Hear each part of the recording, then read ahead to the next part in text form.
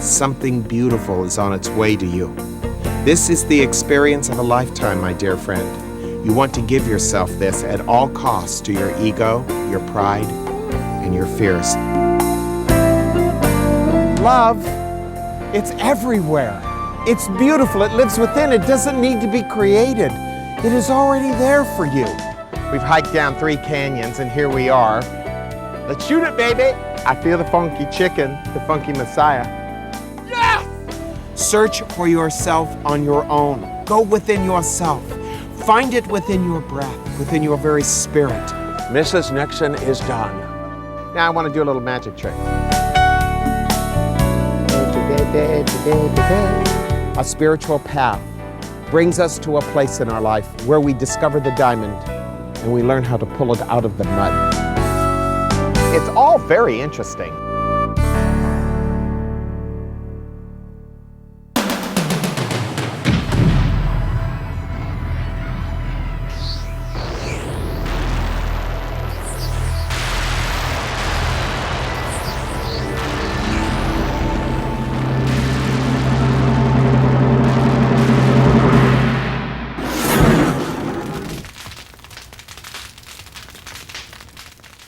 Well, we've gotten to that very sacred and important part of our series where we're going to need to stretch you out just as far as you can go in your understanding.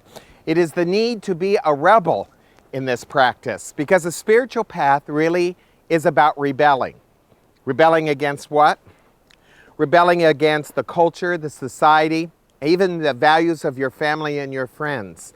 Because if you're really walking a spiritual path, you're not living their life. You're living your own life on your own terms, understanding the consequences of yourself upon your own life.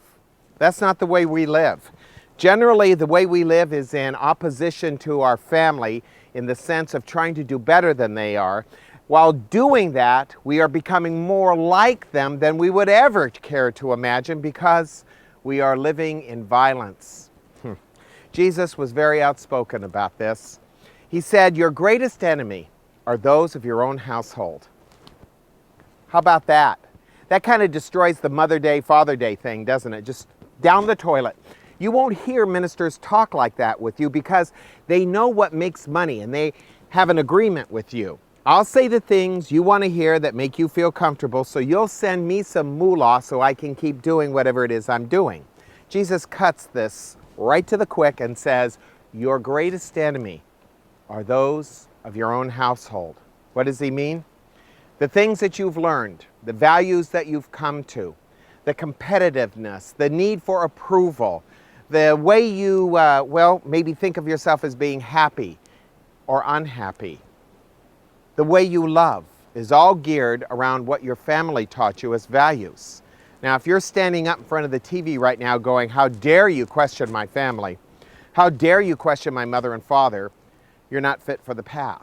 You're not going to make it. Because you're going to find along the path, just like Jesus said, your greatest enemy are those of your own household. Let me take it a little further with what he said. He said, unless you hate your mother, your father, your brethren, your life, your land, the way you live, you cannot be my disciple indeed. Read it for yourself. Don't believe me. It's in the Bible. It's there. So what do you think? What does he mean, hate? Pretty strong word, isn't it? From a Messiah.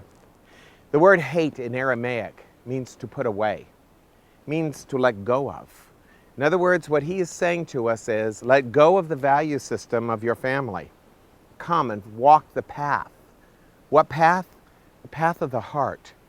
You have to make your new family, as it were, the nobleness of your heart. Buddha talked about the middle path. This was a very beautiful thing, he said, and he too denied his parents. He left his family, his wife, his children, looked very irresponsible to go and follow his spiritual path. But he did what he had to do inside of himself for himself. And then he came back and converted his wife and his children, and they all walked the path together. But it's a very interesting thing, this thing called a spiritual path. We have to kind of find the nobleness inside of our heart and be willing to let go of the values that we were taught so we can live our life, not somebody else's life. You wouldn't eat used food. Ugh. You don't want used junk, do you? Well, why would you want to use life? The values and the ideals that most people believe in are a substitution for the lack of their own spirit in their life. Hence, they're more than willing to sacrifice their whole life just to have a philosophy in the family or to keep the family together.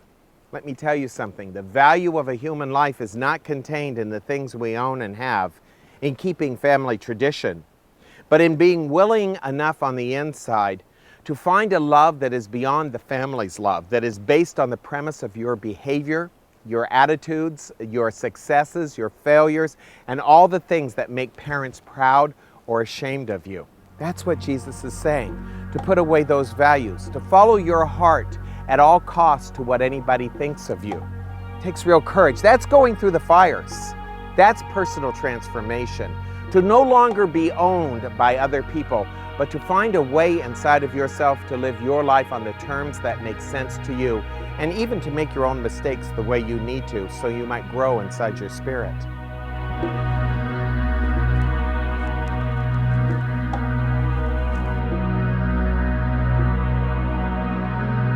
It's quite an experience this time. I've been coming up here a long time, and this time we're experiencing the bliss of the heart.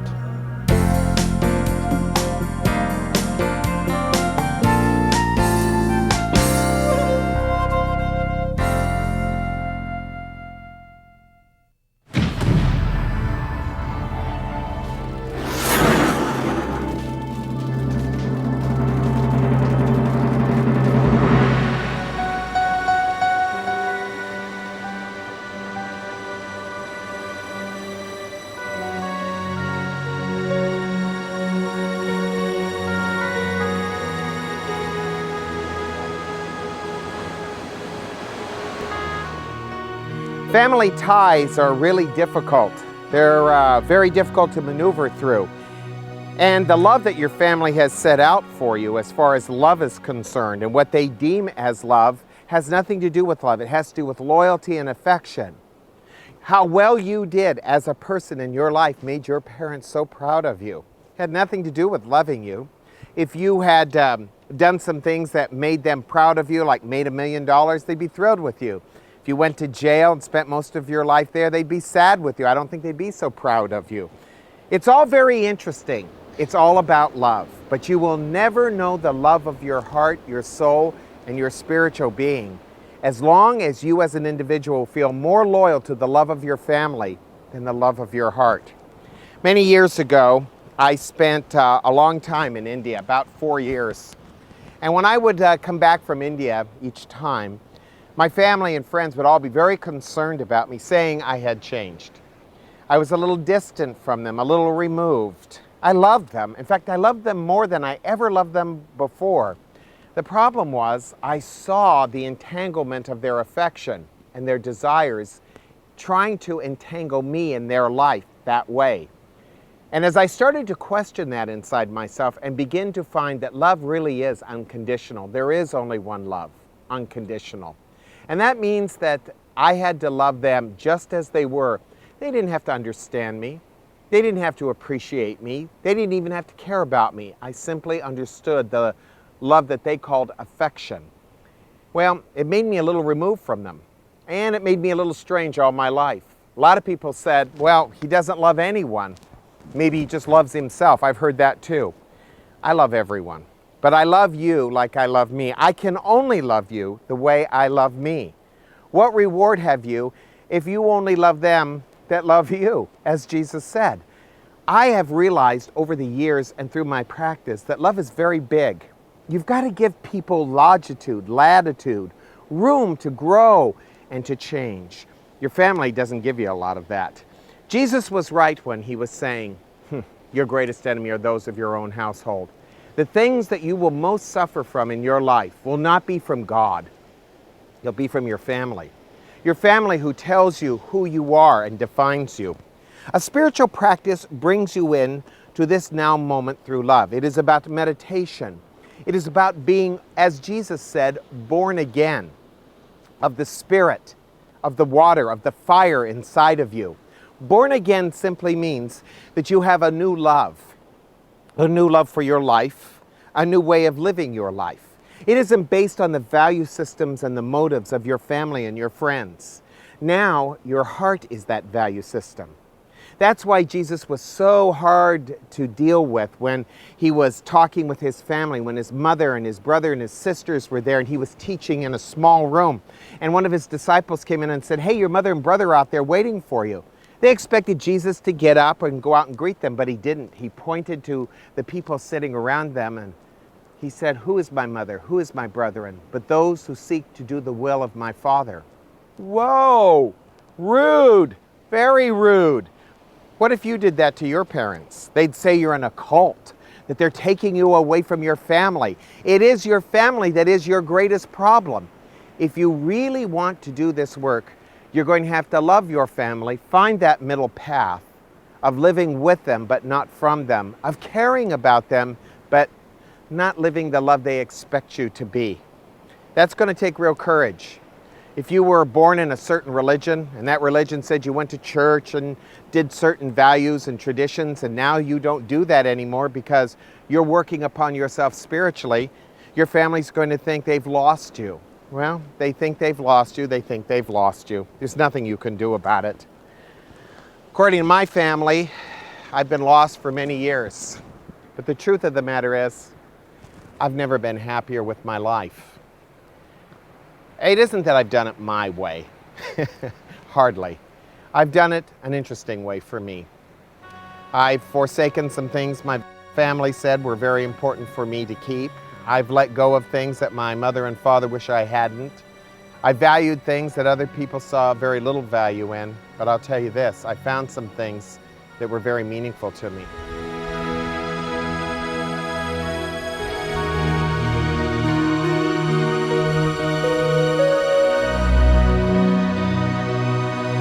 I've been involved in the formal religion for all my life, and there's always something missing.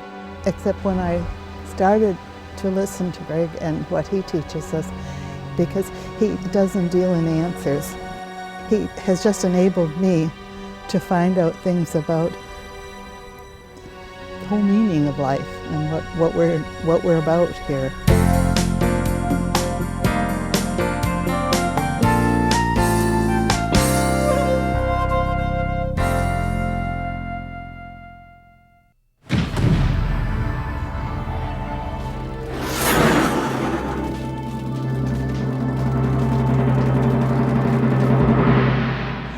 This meditation will be one where we begin to practice the inner body. You have 7 beautiful chakras that come from the root chakra all the way up to the crown. They start at the root where the base level of life begins, to Hari, which is the navel, to the solar plexus, to the heart, to the throat chakra, the third eye, and of course the crown chakra, the top. What we're going to be doing is getting you used to how to function with these different chakras by using your breath. And we're going to start pumping energy. Now, this is an old, very yogic teaching that you can do at home, but you're going to have to do it very quietly and very small segments because in the beginning it feels very strange. You're going to take your sphincter muscle. This is the one that controls your bladder. And what you're gently going to do is squeeze it. When you take a breath in, you will squeeze it. When you take a breath out, you will release it. So it goes like this. Breath in, breath out. Breath in, breath out.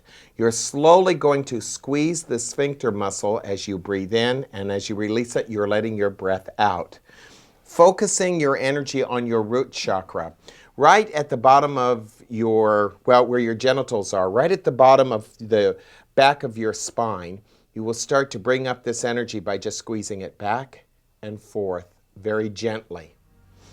Katan is working on this right now. He's squeezing and releasing.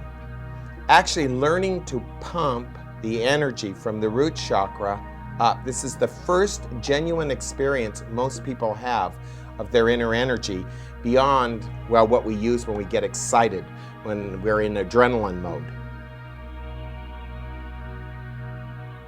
This simple little breath exercise, squeezing and releasing, will allow you to start to feel an energy very subtly in the root chakra. Now I want him to bring it up to his Hari, and when he brings it up, 3 breaths, release.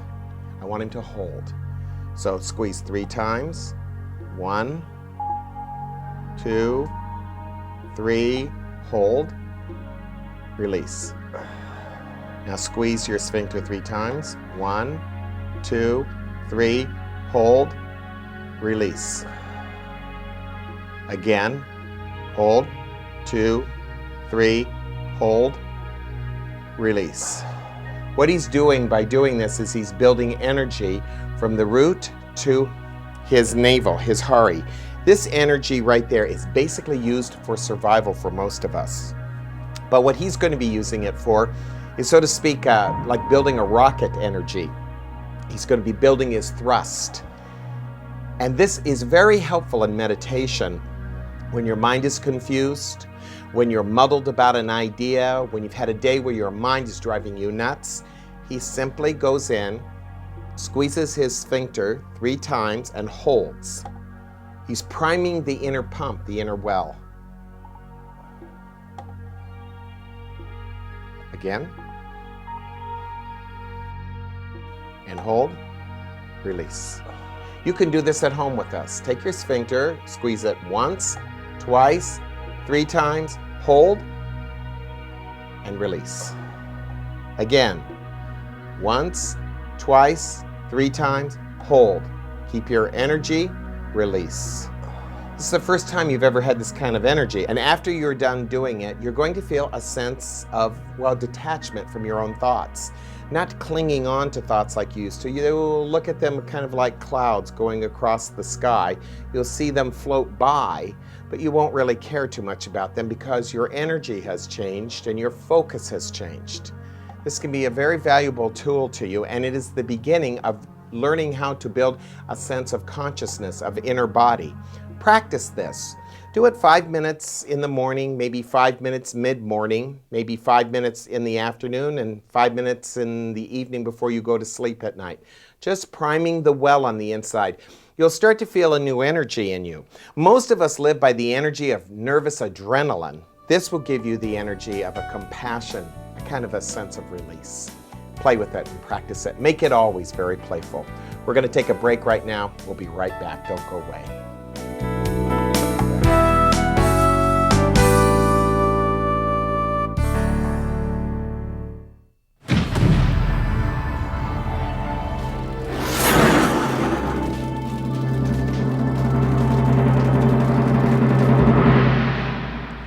Well, out of all the series, this is going to be the most controversial that I offer to you, about hating your mother, your father, your brother, your sister, yea, even your own life. Jesus didn't mean looking at your parents and saying, I hate you, leave you, go into some cult. That's not what he was saying. Remember, the word hate meant to put away. I found a picture here of a couple that looks similar to my mother and father when they were getting older. It isn't that these people are bad people, but I don't want to live their life. I don't want to live like these people. I don't want their values, their beliefs. And it isn't that if they love me, they would want that for me either. They would want me to find out who I am in this life. I would like to find out what I am beyond my body and my mind. We spend a great deal of time living in the shadow of our parents, either rebelling against them, trying not to be like them, and in essence becoming them, or we try to be exactly like them, thinking that in doing so, we've done good for ourselves. Don't live to make these people proud. It isn't going to help you. When these people are proud of you because you have done something that they think has made you special, you've probably lost your spirit. What have you gained if you've gained the whole world but have lost yourself? Okay? That's what Jesus is saying. I respect these people. I love them. But there comes a time when you grow up and you mature and you have to put them in the fire and you have to let life deal with it the way it deals with it and be your own person. You have a body. You have a mind. You are not here to live from them. You are to live in that middle path that Buddha talked about. Jesus, remember what he talked about? The straight and the narrow. To live your life. Not on the terms of that your parents taught you traditionally, morally, but to live your life on the terms of your own spirit. That takes real courage, to find your spirit and then live it. That means to have compassion with the body and understand it, and to have compassion with your parents and be grateful for them, but not to live like them. The greatest love you will ever know is not the love of your mother and your father, but it is the love of your spirit inside, the love of God in you. Let life live you. Let love live you. And soon you will begin to find something blooming in you that never bloomed before. It is called your life. So many of us have lived in such sad sorrow over our parents, caused a great deal of pain in our lives, and we've caused a great deal of pain in our children's lives. It has to stop somewhere. I say it's either your parents or your practice. Live your practice, love your parents. Please forgive me for this one, won't you? Namaste. When you listen to a Jesus who was very outspoken about this, he said, I love Greg. He's my kid. You don't put that in. Wait a minute, wait, you want more smokage? What I do is I go into the recording studio and I make tapes. These audio down the toilet, down the toilet, down the toilet, down the toilet, everything goes down the toilet.